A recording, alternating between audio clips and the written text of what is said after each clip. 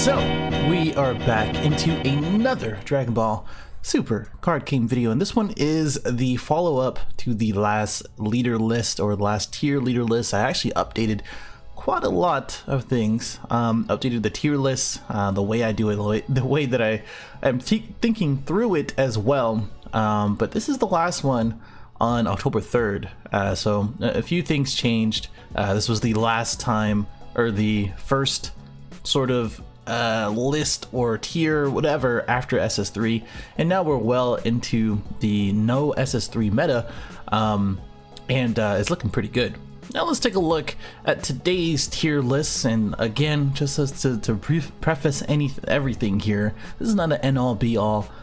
This is not anything based on like factual claims, right? But this is what I think the tier list should look like. This is what I've experienced. This is what I've taken from different regionals from the last like month or so since the last update and before that. And considering what the leader is, not so much of the deck that it does play, because you can play any engine, any deck, but the leader really does make a difference when it comes down to it. And I do want to stress that out. And please don't skip to the end. I know this is going to be a little bit lengthy, but at the same time, I do want to give some reasoning to it, because if you skip to the end, see the whole thing, and then question it, I most likely answer that question in the video. There's no tricks or anything like that. But the first change that I did make is the actual tier. So before I said tier 1, tier 1.5, tier 2, etc.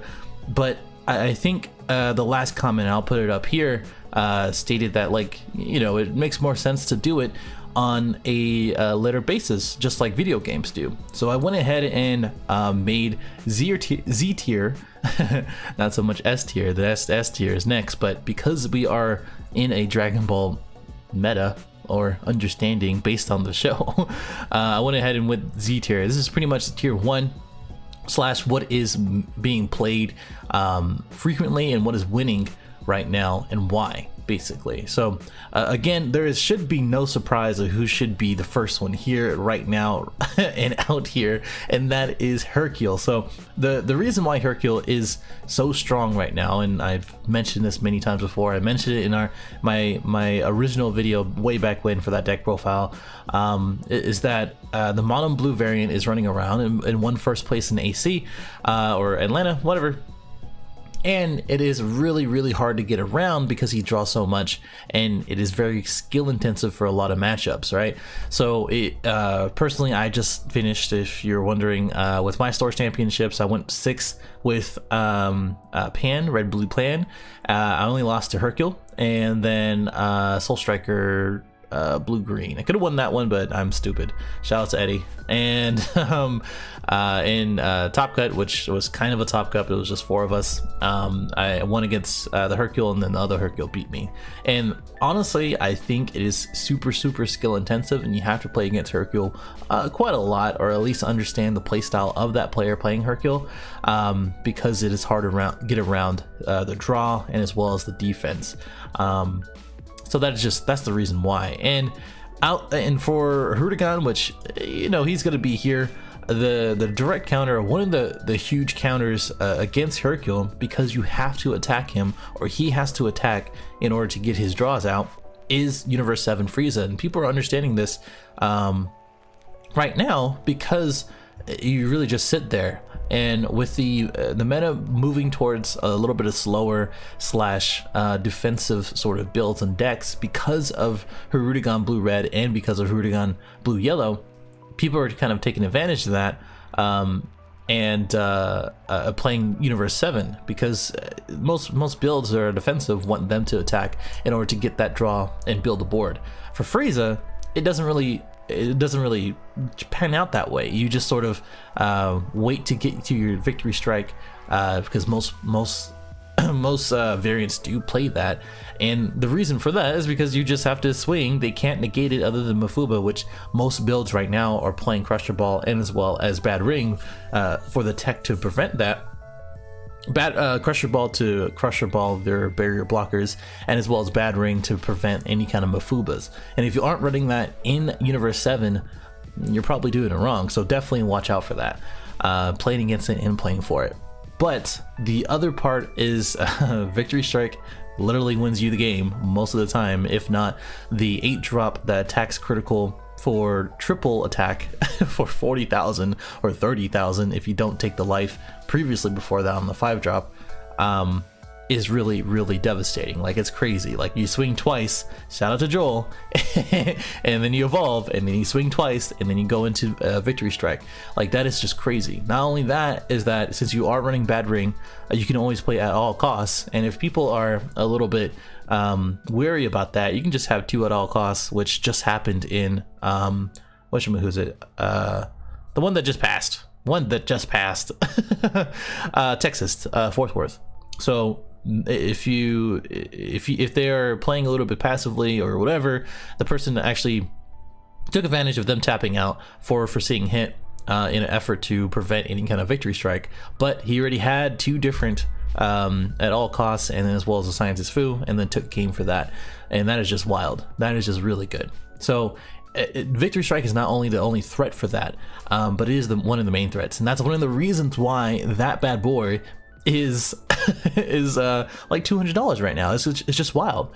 So yeah, but what really puts that in check, and this is why I put these 3 at the Z tier, is because it is sort of a triangle right now. So the decks to beat right now are going to be Hercule, Universe 7, and as well as Rudigan. So Rudigan can play blue-red or blue-yellow, but both variants kind of put Frieza in a really bad advantage, or at least a really bad situation. Blue-yellow especially in testing, you're gonna have to pull like a god or draw like a god in order to get your flying Nemesis and as well as your Sensu Beans. And if you don't do that, blue-yellow will kind of run all over Universe 7 Frieza. I don't care what anybody says, as long as you're playing it right, it will do that. But Hercule kind of checks that in that respect, and then Universe 7 sort of checks Hercule.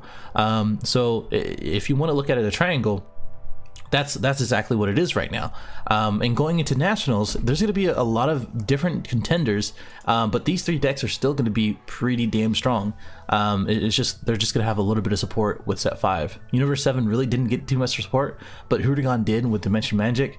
Hercule is kind of good because the red counter in correlation to Dimension Magic will help his low percentage of, or low attack power, and giving a 10k or 40k. So I mean that's pretty good. So moving on, we're gonna go look at the S tier. So some of these are gonna be things that can win tournaments, can win originals, can go against these decks, but it really depends, and it doesn't really have a universal effect against a lot of other decks. So when you're talking about these decks, either the Demigra or Secret Rare sort of mono blue Hercule, the Victory Strike Frieza, the blue-yellow Rudigan, all of these have really strong win cons and as well as strong engines. And with these other leaders, they can run the same engines, but they're not as effective. Starting out, androids. So androids have been going through a showing in and just popping up. Like it took second in Vegas.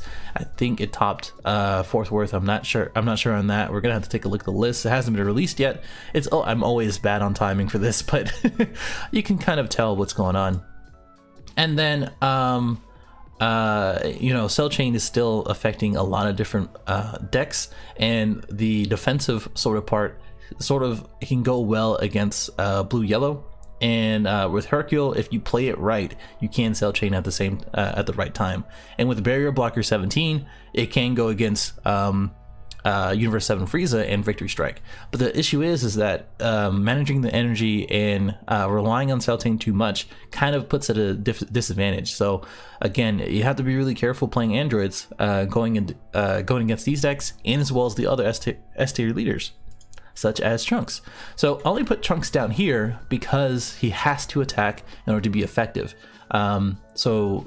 Yes, you do have to attack for Rudigan, but with Swap, it's just kind of null and void. You can attack and then unyielding or untap, combo, whatever, swap, and then keep it going.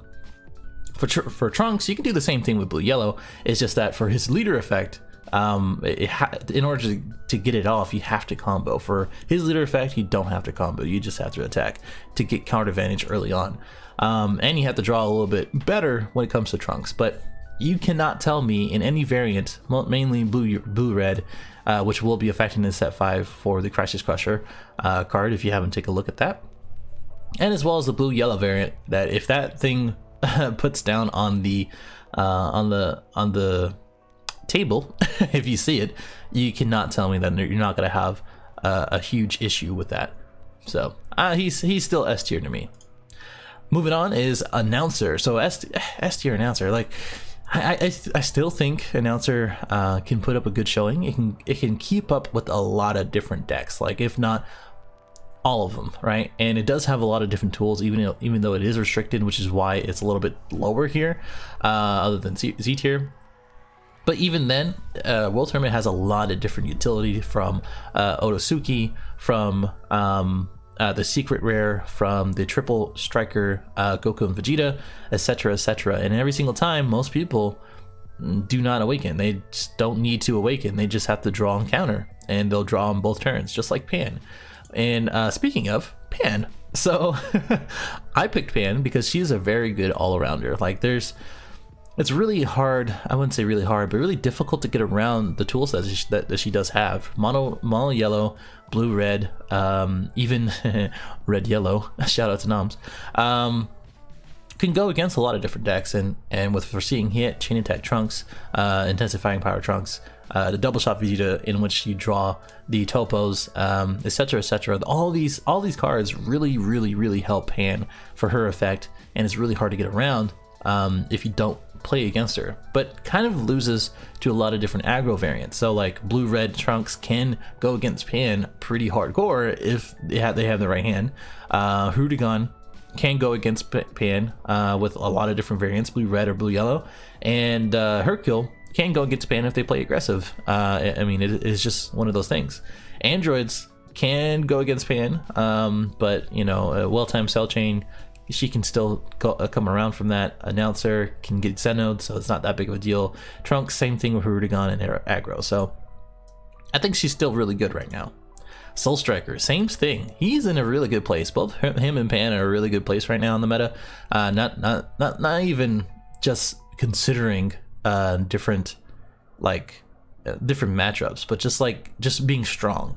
Like if you're just thinking about strong decks, both of these guys are pretty damn strong. And the main two variants are going to be Mono Blue Soul Striker with Dragon Fist, Piccolo, Beerus, Vegito, etc, etc. Same thing with the blue green, but with Analaza and the Piccolo. So I mean, those are the two main things. Having two Analazas on the board when you don't draw too much, like with the Pan or Android 17, 18, is kind of annoying. And if you don't have attackers that attack in active mode, like Kaba or the Championship Vegeta, or Zeno, or something to remove those things, it's really hard to get around. But it still does lose to Victory Strike Frieza if you don't have a barrier blocker like the Kai or the Focus Mind Piccolo, or it still loses to blue yellow Rudigan because it doesn't really keep a huge hand size and it's not too defensive a lot of different times unless you have Vegito, which forces you to play Kai or Objection.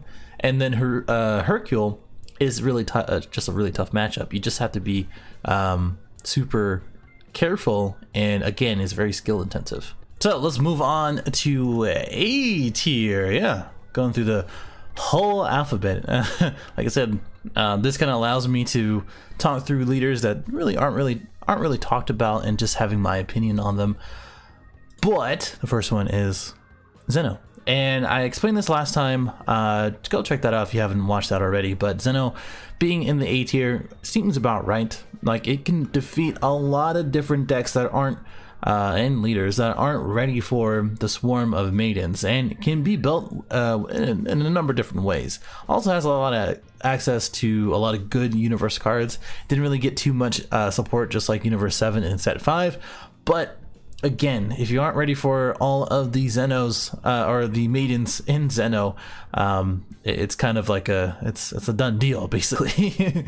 But still, again, strong. Has the removal of the drop area into warp in order to drop 2. It can untap 2, has access to foreseeing hit, to Jiren, free maidens, etc, etc. You get the idea. But since it is so linear, it is kind of easy to beat against a lot of different decks because it only run battle cards and it only runs 4 counters. It's kind of easy to predict, especially if you can count those counters out and then take for game.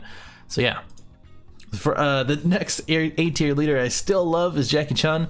Again, having a lot of access to Shigesh, yellow exclusive different things like Shigesh, and having access to the unyielding Goku and Jackie Chun combo is actually still pretty good. Went against that last weekend or so, and I didn't really expect it, and I was like, oh, that's a lot of pressure. That's great. But building it in mono blue with the Migra, just like the Jackie Joe deck, pre-Hercule mono blue, it's still really good.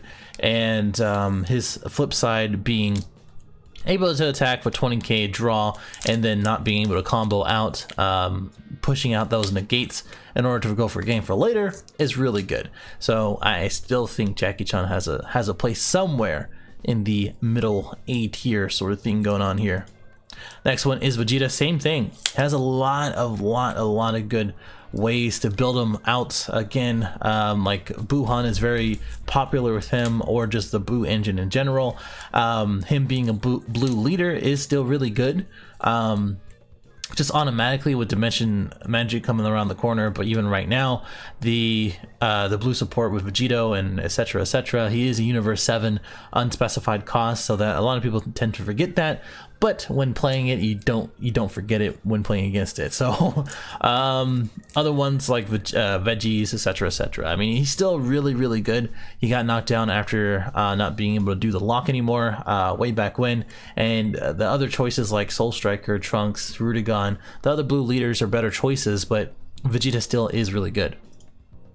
Son Goku World Martial Arts Tournament. So I still think he's really good. I still think he can still play quite a lot. He might be in the B tier a little bit, but when built right and when played right, I think he still has a place. I still never released my deck profile for that. I made it like 3 weeks ago and I still didn't do it. But oh well. And he has topped before in events. I don't think he's just getting too much play, but as a leader, even though he is a generic attack draw on the backside, just like Jackie Chun, he still has some good stuff with him being built around him. If you think he's more of a lower tier, I don't blame you, but I still have a place in my heart for him. Son Gohan, same thing. Again, gets beat out by other blue leaders, especially being played against like a lot of different counters, a lot of different blockers, free blockers, whatever, can counter a Son Gohan, but he is more of like a more aggro based Hercule in that sort of sense, and also still has the unspecified cost for Universe 7, so that's still very useful. But again, he is sort of almost like a rogue deck right now. You don't really see too many Son Gohans, too much Universe 7 Gohans, but when played, especially with aggro and the draw power that you get with him, I think he still is really quite good. Vegeta, same thing. It's just the detriment of self-awakening that is kind of a bummer. Nothing's really changed for this guy, especially since the last video that I made. If you disagree, or if you feel like he still is pretty good or better than an A tier, let me know. But right now, like I said, just that self-awakening method was really good before.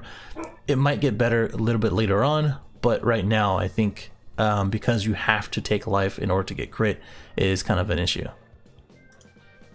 Son Gohan, so he's gonna sit right here for a while until someone can prove me otherwise that he's really bad. Then I'll just knock him down a few. But just right now, I think he still has a lot of potential. If you didn't know, his flip side does gain 5k in a draw, and then if they have 4 or more battle cards in the area, he gains quadruple strike and can't be negated. So I think as I work on my deck profile, hopefully I can show that he's actually pretty good. He's not the best leader. He's definitely not the best leader out of the draft box. But again, I think he still has potential. I just don't think people are playing him because he's a little bit harder to build around. Since people will be playing against that Awakened side, pretty much all the time. Against like mono blue, blue green, etc., things that build a board state is going to be really good, but it's kind of a weird place. If you want to knock it down a tier, in your opinion, I don't blame you. Same thing with Baby. Baby has a lot of different support with his Revenge Death Ball. His awakens or unawakened side is actually really good because he draws on attack to leader, and he can take a life in order to pop something that's 5k or less. And that alone, into experience, he can gain a lot of different draw power, and he's actually pretty good. A lot of people did play him, or I wouldn't say a lot of people, but a number of people have played him in Fort Worth, so he did have some showing. But I don't know, I'm gonna have to take a look at the top 32 if he actually did top. But right now, as a leader, I can put him in the A tier and feel pretty comfortable about that. Next one is Oob. And I kind of put him up a little bit. Like I said in the previous video, he has access to all the World Tournament stuff. In a mono blue build, he is actually pretty good. Red blue isn't too bad either, but mono blue is kind of the thing for Oob.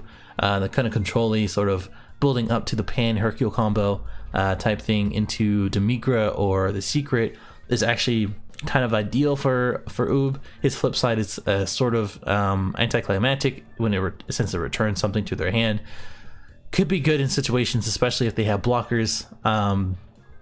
But against barrier is kind of annoying. But again, right now, Oob is kind of a weird place. If you're playing him, hey, more kudos to you. He's not bad. I just wanted to put him in the list somewhere, and I think this is a good place for him. Krillin, same thing. So I wanted to put him in S tier because he is actually really quite good for draw power and as well as aggression. He shouldn't be really in the same place as Vegeta when he has sort of the same thing, but better. His flip side does have the drop 1 and then gain critical and 5k, and his unawakened side gains 2 cards every single time he attacks. So that in itself should be an S tier, but because I haven't seen him top, I can't really say that just yet. So he's going to be right here, and as soon as those top 32 decks come out, I'll put him up. But right now he's there. He's just right there. In a red blue variant or even blue yellow, he's actually really quite good. And with set 5, he's going to get some good support, as with every other blue leader. So I wouldn't be surprised if more people would play him. And hashtag Krillin it. Shout out to D-Free. Same thing for Broly. So some people might think this is a little bit off, or a little bit of I don't know, I might be a little bit biased after playing him and having so much fun, but I don't know, this is just the surprise factor kind of went away, and now he's just the leader that people know about. If he didn't know about, then that's even better. He has attack and then drop a life into drop, which kind of puts him down a tier in itself.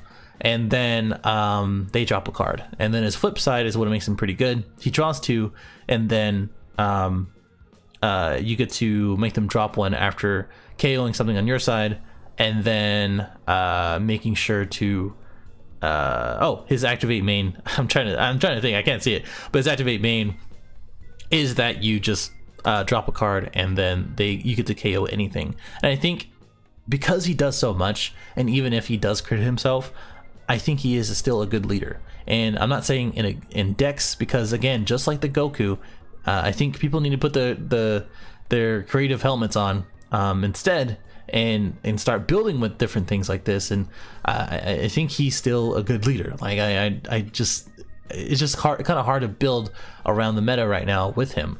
And I'll put him in A tier because of my biasism. I'm okay with putting him in B tier or whatever. So whatever. Golden Frieza. So I think this is right when it comes to the tier list. I think he's getting a good showing, not only in shop championships, but just in general for just appearances and regionals. People are more experimenting with him. People are building like blue green. That's like I said Lemon Lime last time. Shout out to him who played it in Vegas. But that, and even yellow green, mono yellow, that sort of thing. Shout out to Chuck. I mean, those type of things are being played because people are realizing that you can build a board presence and still have Cold Blast in your hand in order to prevent any kind of removal or Zeno. So just because of that, and because of the utility, because of the untap, because of the draw power, I think he's a good leader. I don't think that's going to change for a while because of set 5 getting so much support. So that's good. B tiers. Now we're into kind of good leaders, but not really. If you can kind of see what I'm doing with this is that the leaders who again have topped, leaders who can compete with the topping decks, and then leaders who can compete in general but still are good leaders but have their faults and can be either countered or played against pretty well. And going into the B tier, the first one is Mass Saiyan. So that really explains sort of the thing for Mass Saiyan. I would put him in the B tier only because he isn't blue. If he was a blue leader, it'd be busted. But because he's a black leader, and because things like sparking is taking over Overrealm and getting more support for that, he might be a little less prominent, especially going to set 5. With the Crisis Crusher Goku preventing any 1-drops, which really helps his awakening. And he doesn't really want to tap out for 3, he really wants to tap out for 1 and end the game soon, or else he's going to either deck out or be overwhelmed by other decks. And because of that, it is kind of hard to play Mass Saiyan in this format, but if you can show up as a rogue deck and people are playing like Pan or, I don't know, Baby or Oob or Golden Frieza or androids, Mass Saiyan is probably a pretty good choice as a rogue deck, and I wouldn't blame you for it. Same thing for Iron Val Trunks. So if you didn't know, he's pretty much a mono blue leader because all of his energy needs to be blue to untap 1 energy and untap 1 3 or more target on your field. So with like Sneak Attack Vegeta, with like Piccolo, with like Dragon Fist, these are all really good targets for this guy, but really does get kind of hit pretty hard against a lot of really good aggro decks if you can't keep up, especially with the draw power. With the hit of Flute, it kind of hits Iron Val Trunks as well, among other blue variants. But like if you look at these other top decks or these decks above it, a lot of these decks can beat Iron Val pretty easily with the right pilot. And I mean, yeah, you can build him a few different ways, and yes, set 5 will give him some support. But I don't know. It's really hard to say, and I will keep mentioning set 5 because the next major event other than Orlando will be Nationals. So I don't know if anything's going to be changed too much. I will do another tier list after Orlando, but that's just me. Baby. So same thing with the other Baby, has a lot of good support, but is knocked down a tier because of this Baby leader. He is automatically better. His flip side requires something on your field, like the other one, but has to be there. It's not optional. I think this one is not optional either, but it's just easier to work around. Still, the Baby engine is still pretty good. He still can be played, but he automatically just gets replaced by this, just simply because of the flip side or the unawakened side. Khalifa. So both Khalifa and as well as Kefla are down here simply because it's kind of restricted to a couple different archetypes. So Kefla is restricted to Universe 6, and then Khalifa, because of the self-awakening detriment, you have to flood the board and then go for game. And if you can't end it there, then something like Zeno, something like easy removal, something else will kind of get around it. And yes, the 5k boost is really good for all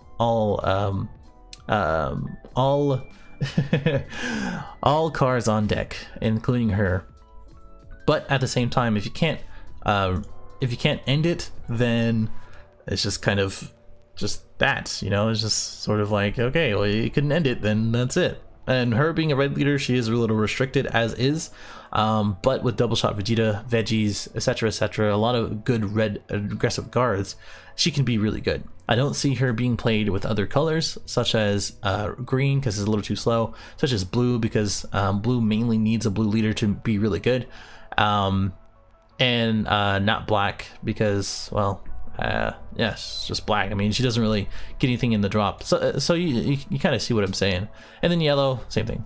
Did I say yellow? No, I didn't. Okay, I think yellow red is still pretty good. Lord Slug. So Lord Slug is still good, but again has the problem of Vegeta. Vegeta is a little bit higher than him. I put those right there for a reason, because he is a blue leader, can use unyielding, but for Lord Slug, he's more of an aggressive a little bit in the first couple turns, and then control on the other side. So getting critical and taking a life on the flip side, unawakened side, and then dropping cards on the other side. So I think he's okay. I think he's okay. I think in the right build he can do some damage, but I don't think he's gonna be really topping anything anytime soon because of the pure draw power that we have. And without Cell Chain, it's kind of hard to do real hand destruction nowadays. Goku. So he is down here because he's not played too often, and when you understand that you have to keep attacking to give them cards in order to gain card advantage, and then you have to build around the SR Goku, and you have to build around Universe 7 to really get the effect in there. He's a little bit of a linear leader, and versus the Universe 7 Frieza, where he doesn't have to attack and get to Victory Strike, he has to attack in order to get, again, card advantage, and really put out the advantage for other cards. Like, you have to have other Universe 7 in order to get his bond to get that effect. So because of that, he is a little bit restricted, but he still is good. And when you get to that double strike feat Kamehameha, that's really good. And when you get to that green Goku in order to get something off the field in their hand with triple strike and critical, that's really good too. It's just that, you know, if it gets Mfuba, then that's life. The Migra. So Demigra, I think, is still, I think B tier is right there. I think I'm doing pretty good with this. I don't know. You tell me. Like, I feel like B tier is good for Demigra because he can swarm. He can swarm pretty well. He can give a threat every single turn because of his milling effect, and yes, it's gonna automatically lose just like Masayan to Janemba in the new format coming up. But I think right now, if you see Demigra and you're not really ready for it, to see all the black cards and see a turn 2 Fu, to see different things like that, the Demigra SR, the Demigra Ultimate Box, the Demigra SCR, all those things are really good. But he is restricted to mono black decks. If you build him any other way, you don't get the effect on, you know, the top 3 and then draw 1 if they're all black. And yes, you do get the wormhole effect where you can overwhelm, but you know, to really maximize him, he's a little restricted as far as mono black goes. Mira, same thing with the 2 Miras. They're in B tier because, well, I mean, I still love Mira. I still have as much love as I can for Mira, and for both variants, like, you can do a really good control mono black sort of thing going on, or blue black for him. You can still run Cell Chain in either one. You can still be aggressive with the Dark Kamehameha and double striker Champa with the critical. So it's not that big of a deal. I just don't, he doesn't get play for a reason because he is a little bit slow. You have to mill out or take life in order to gain their effects properly. So you know what I'm saying. Mecha Frieza. So Mecha Frieza would be an A tier, but he can be played around pretty well, and I think he's a really good road deck. After facing him in Mecha Apes, oh my god, in Vegas against my androids, it just didn't work out well. So I just feel like he is good because, like, with Swap, with Veggies, etc., he can still be pretty damn good. It's just that Cronoa, minus Killy Zone, aggro decks, etc., can really kind of put a dent in a lot of different things for Frieza. But he has enough tools like Flying Nimbus, Cold Bloodlust, etc. to defend himself, which makes him pretty good. Same thing for Galactic Frieza. All the things kind of apply. A swap deck for Galactic Frieza is really good. Red Yellow is really good for Galactic Frieza.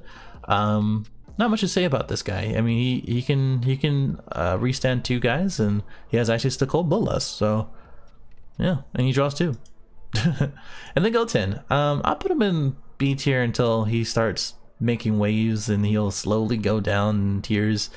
But because he's a yellow leader, he still has the same access as all the other yellow leaders that I mentioned. And not so much support for Swap, not so much support for yellow counters other than the Whis counter in set 5. So extra cards for Goten, because I mean, he's just not that great because it only does it for once per game. To get a yellow card, and same thing for the 5 boost combo, or the boost there. So I mean, I don't know. It's just like It's really hard to say. It's really hard to say for Goten, and I think more creative minds than me can make pretty good decks with him. Maybe even control, like blue-yellow control would be really good for him. I think that would be really, really good. I just don't see it played. I haven't tested it either, but that's just my sort of theory there. Now for C tier. Okay, so these are gonna go by pretty quick. You can kind of understand where I'm going with this, but the first one is gonna be Dr. Mew. Haven't really seen him in a while because he is restricted to Machine Mutants. Yes, he did get support, but it's mainly for the other baby than anything, so not much to talk about there. He still is a really fun leader to do, and when you get your Machine Mutants going without a lot of removal or Zeno, he could be kind of a threat and to swarm the board. Son Goku and as well as the starter Ku, the yellow one, are both really good leaders. It's just like one of them is restricted to one archetype, so swap basically, or Goku lineage. He is a just a regular ass leader on the unawakened side, and the flip side is really good. It's just that you have to be at a lower life in order to really take effect for his critical and as well as the 10x Kamehameha. So until he tops an event, or until he gets more play in like store championships or whatever, going into set 5 and beyond, he's gonna sit in C tier pretty well. I still have respect for the guy, and I'll probably play some stuff, maybe some guest stuff in local tournaments with him just to have some fun. But that's all he really is. He kind of is a fun leader, but it's still quite good on his awakened side. Same thing for him. So I only put this man in here because my store championship had an undefeated, or yeah, I'm pretty sure he's either undefeated or 4-1 with Son Goku ape swap thing going on with all the Bulma engine and a lot of Bulma support. So I don't know, he's just there. Same thing for Champa. Like he has some good red support, always had, and can swarm the board with double strikers pretty easily. Yeah, there you go. He has Hella's combo. That's the only reason why he's in C tier. Same thing for Vegeta. So Vegeta is kind of being, I won't say slept on the Universe 7 for Vegeta. It's just that you have so many other better options to get draw and not be restricted to Universe 7. It's either Universe 7, Universe 6, I do believe, and you get an attack and draw. It's just too restricted. I just don't like it. But he's still pretty good, and he does have unspecified costs. Vegito. So I have a feeling that Vegito's gonna come out of nowhere. Like, people are gonna realize that we have so many Goku cards. We have the Gogeta, we have the Vegito now, we have the Swamp, we have Victory Strike, we have everything for Vegito. It's just that the way that he's built, and because he's red, it's kind of hard to get around that. But again, now we have all 4 colors for Goku cards and Vegito cards. Just Vegeta isn't really in yellow, but still, neither here nor there. I think Vegito still has a place in the game. It's just that no one really wants to give him a chance. And when they do, and they figure out that it's harder to build than any other deck, well, they'll just stop playing him. Zamasu, same thing. Kind of gimmicky, but at the same time kind of powerful for a control deck. His 2 or less life awaken is kind of a weird thing. The swap deck / mono blue decks that were running around before, like the blue yellow deck before, it was pretty good. He just hasn't seen too much play, but he is still pretty good because he is a blue leader and because he can control the board pretty well. I don't know why Genyu's over there, but Genyu. So Genyu is just here because he's still pretty good. Like I like, again, access to Cold Bloodlust, access to Shigesh, access to other yellow specified things, and he can get card advantage pretty quickly, but just kind of loses to a lot of different things because he has to take life in order to be effective. And if not, then it's like, why are you playing him? But I don't know. He's just there. And same thing for Jiren. I think Piccolo Jr. So both of these guys are he's not so much restricted to one archetype. The other Piccolo is, but Jiren is. Jiren, when you get this quad strike going, and I love Jiren, I love this leaders, but you kind of expect it. It's very linear, and again loses to a lot of different things like chain attack, like cell chain, like a lot of aggro stuff, a lot of different things like that. And if you can't do those things, and as well as barrier blockers, sometimes even counters, but if you can't even do those things, it's kind of like a one-trick pony. It's really hard to do that. But a couple bad rings here, a couple SR Jirens there, he could do some stuff. But Piccolo Jr., I think he's still C tier. I mean, he does get 5k on the flip side and KO something, and he does have the Namekian support and the green support. I just thought he was gonna be okay just to be in C tier. And then you already know, D tier is everything else. So that's really about it. I think that really kind of covers everything. If I miss a leader, then oh well, sue me. Like I went through a lot of different leaders. Like if you got to this point and you said, why isn't this leader here? I don't know what to say to you. Okay, really the last tier of anything is gonna be the no tier into Super Saiyan 3 Goku, because that man is gone. He is gone. Infinity to beyond. The guy is gone. He's dead. The witch is dead. You know what I'm saying? So it's pretty funny. I just wanted to add that. But let me know what you think about this list. Let me know if you like this kind of format and this sort of thing going on. I'm definitely gonna make it as soon as Orlando is done. I hope my man Joel takes it all at first and or top 5. I'm pretty sure he's gonna be top 5. There's no reason he's not gonna be. So if you see a Joel there, he is representing Stage 0. I'm putting you on blast as far as that goes. So better win this motherfucking thing, man. If anything, let me know what you think. Like, dislike, subscribe if you are new, and for the next one, and for everything else. And now I'm gonna go work on some wish leaders, so that way before set 5 comes out, everybody's not asking me where the wish leaders at. I'm working on them. Let me know what decks you want to see. Okay, I'm out of here. I'll see you in the next one. Later.